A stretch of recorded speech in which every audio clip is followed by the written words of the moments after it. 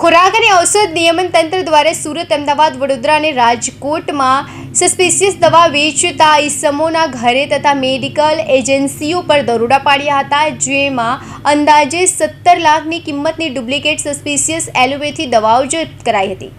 રાજ્યના નાગરિકોની જીવન જરૂરી દવાઓ શુદ્ધ અને ગુણવત્તાયુક્ત મળી રહે તે માટે રાજ્ય સરકાર સતત કટિબદ્ધ છે, જે અંતર્ગત આરોગ્ય મંત્રી શ્રી ઋષિકેશ પટેલના નેતૃત્વમાં ખોરાક અને ઔષધ નિયમન તંત્ર દ્વારા અમદાવાદ, વડોદરા, સુરત અને રાજકોટમાં ડુપ્લિકેટ સસ્પિશિયસ દવાઓ વેચતા ઇસમોના ઘરે અને મેડિકલ એજન્સીઓ પર દરોડા પાડવામાં આવ્યા હતા, જેમાં અંદાજે 17 લાખની કિંમતની ડુપ્લિકેટ સસ્પિશિયસ એલોપેથિક દવાઓ જપ્ત કરવામાં આવી હતી, તેમજ 20 દવાઓના નમૂનાઓ લઈ ચકાસણી માટે મોકલી આપવામાં આવ્યા હતા। નોંધનીય છે કે રાજ્યના ખોરાક અને ઔષધ નિયમન તંત્ર દ્વારા તાજેતરમાં સુરત ખાતે ઓનલાઈન મેશો પણ વેચાણ કરતી નકલી બનાવટી કોસ્મેટિક ઉત્પાદન કરતી પેઢી દરોડા પાડવામાં આવ્યા હતા।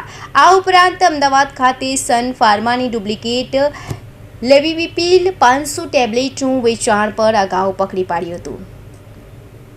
આમ વિવિધ પેઢીઓ પર પાડેલા દરોડાથી લોકોના સ્વાસ્થ્ય સાથે છેડા કરનાર અને ગુનાહિત પ્રવૃત્તિઓમાં સંડવાયેલા ઇસમોમાં ફફડાટ ફેલાઈ ગયો હતો।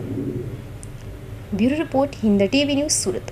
ગૌરવ બાબુભાઈ, અમારે ત્યાં શુક્રવારે સાંજે જ્યારે કાઇમોરલ ફોર્ટ માટે ફૂડ એન્ડ ડ્રગ ડિપાર્ટમેન્ટવાળા ઓફિસર્સ અમારે ત્યાં આવ્યા હતા અને ફૂડ એન્ડ ડ્રગ ડિપાર્ટમેન્ટવાળા એમ કીધું કે આ જ દવા છે કાઇમોરલ ફોર્ટ નામની, એ દવા નકલી છે, બરાબર છે। અમે કીધું કે અમારી પાસે પડેલી છે, તો એમણે લીધી, જપ્ત કરી અને આજ રોજના સવારના જ્યારે અમને ખબર પડી, પેપરની અંદર જ્યારે અમારું નામ આવ્યું ત્યારે ખબર પડી કે અમારે ત્યાંથી નીકળેલી દવા નકલી છે, પણ એ વિશેની અમને કોઈ પણ જાતની માહિતી આપવામાં આવી નથી કે આ દવા નકલી છે। અમને કોઈ પણ જાતનો રિપોર્ટ આપવામાં આવ્યો નથી કે આ દવા નકલી છે, બરાબર છે।